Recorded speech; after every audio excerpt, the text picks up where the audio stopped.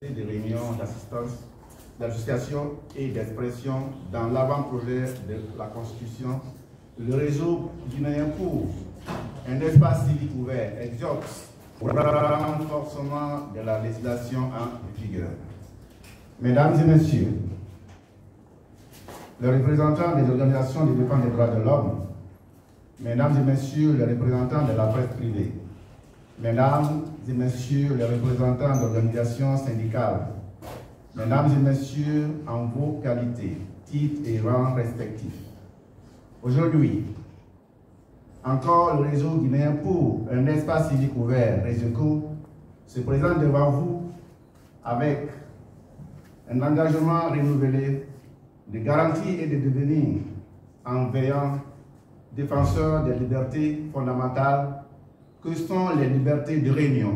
d'association et d'expression. Le réseau guinéen pour un espace civique ouvert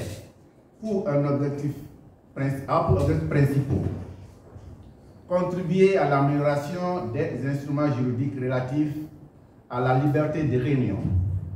d'association et d'expression. Promouvoir le respect des libertés de réunion, d'association et d'expression. Œuvrer pour la formation et l'amélioration des conditions de vie et de travail de tous les acteurs impliqués dans le cadre de la liberté de réunion, d'association et d'expression. Alors qu'il était entendu depuis la mise en place du CNT, au mois de mars 2022, la première mouture de l'avant-projet de la Constitution vient d'être rendue publique. Préoccupé par la prise en compte des libertés de réunion, d'association, d'expression dans toutes les réformes législatives en cette période de transition, le réseau guinéen pour un espace ouvert civique, RESECO, a obtenu copie de l'avant-projet de la nouvelle Constitution afin de procéder à son analyse de bout en bout en vue de contribuer positivement à son enrichissement. La coalition guinéenne pour la Cour pénale internationale, membre du réseau guinéen pour un espace civique ouvert, a écrit d'ores et déjà au Conseil national de la transition pour la désignation de 2 personnes pour participer à certains travaux des commissions, notamment sur des questions qui touchent les libertés publiques. Cette démarche consiste à créer un pont entre les membres du réseau guinéen pour un espace civique ouvert et le Conseil national pour la transition, afin que soient prises en compte les préoccupations de la société civile, les organisations des médias, les activistes, les défenseurs des droits de l'homme, et ce, jusqu'à la fin de la transition. Dans un contexte politique marqué par une crise de confiance entre certains acteurs sociopolitiques et les autorités de la transition, le réseau guinéen pour un espace civique ouvert estime que l'inclusion et la transparence dans toutes les étapes des activités du Conseil national de la transition doivent être de mise pour donner certaines légitimités aux résultats qui en découleront. Le réseau guinéen pour un espace civique ouvert n'entend pas rester en marge du processus de rédaction des textes de loi et de la nouvelle Constitution. C'est pourquoi, en plus d'avoir désigné 2 personnes comme observateurs des travaux du Conseil national de la transition, le réseau a pour un compte ouvert dans les prochains jours dérouler un agenda de plaidoyer pour le respect des libertés publiques et la défense des acquis démocratiques auprès des autorités de la transition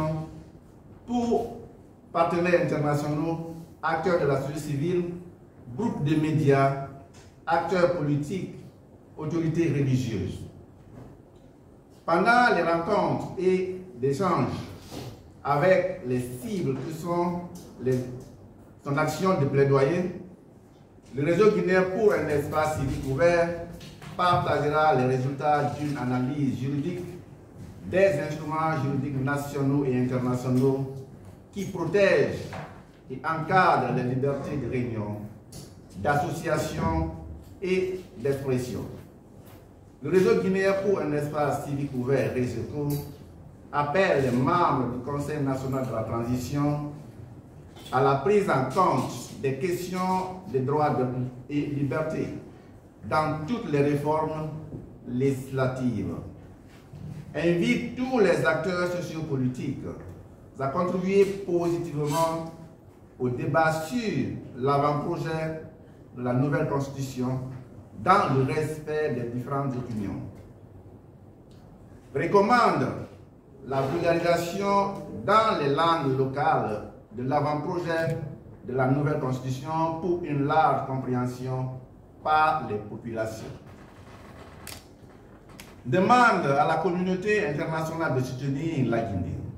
pour une sortie de transition paisible. Mesdames et messieurs, nous voudrions devant vous tenir à vous remercier et à remercier le Conseil national de la transition, le ministère de la Justice et des Droits de l'Homme, le ministère de l'Administration du Territoire et de la Décentralisation, la haute autorité de la communication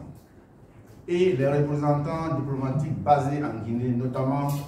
l'ambassade des États-Unis d'Amérique, pour leur accompagnement et leur soutien. Encore une fois, mesdames et messieurs, nous vous retirons au nom du réseau guinéen pour un espace civique ouvert nos sincères remerciements. Je vous remercie. Merci beaucoup.